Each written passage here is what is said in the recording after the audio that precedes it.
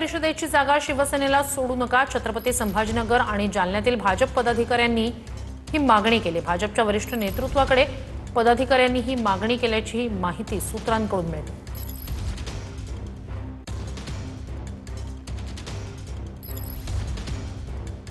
कार्यकर्त्याची मागणी स्वाभाविक असते। कार्यकर्त्याला वाटतं आपण सगळ्या जागा लढल्या पाहिजे, कार्यकर्त्याला वाटतं वेगवेगळ्या निवडणुका लढला पाहिजे, कारण की कार्यकर्ता जो आहे तो वाट बघत असतो गेले अनेक वर्ष।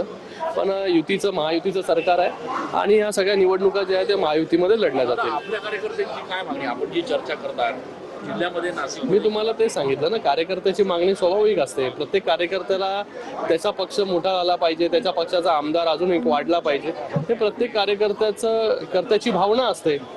पण महायुतीमध्ये असल्यामुळे आपण महायुती म्हणून कशा प्रकारे एकत्र येऊन लढू शकतो याच्यावरती जास्त भर जो आहे तो सगळ्या नेत्यांचा असतो। विधान परिषद निवडणूक लढण्यासंदर्भात ठाकरेंच्या शिवसेनेकडून चाचपणी सुरू आहे। मराठवाड्यातील पदाधिकाऱ्यांची मातोश्रीवर बैठक। विधान परिषद निवडणुकीच्या पार्श्वभूमीवर उद्या ही बैठक होणार आहे। दुपारी 12 वाजता मातोश्रीवर ही बैठक पार पडेल। छत्रपती संभाजीनगर, परभणी, हिंगोली, जालना, धाराशिव जिल्ह्यातील पदाधिकाऱ्यांची ही बैठक असेल आणि उद्धव ठाकरे पदाधिकाऱ्यांशी चर्चा करणार असल्याची माहिती आहे।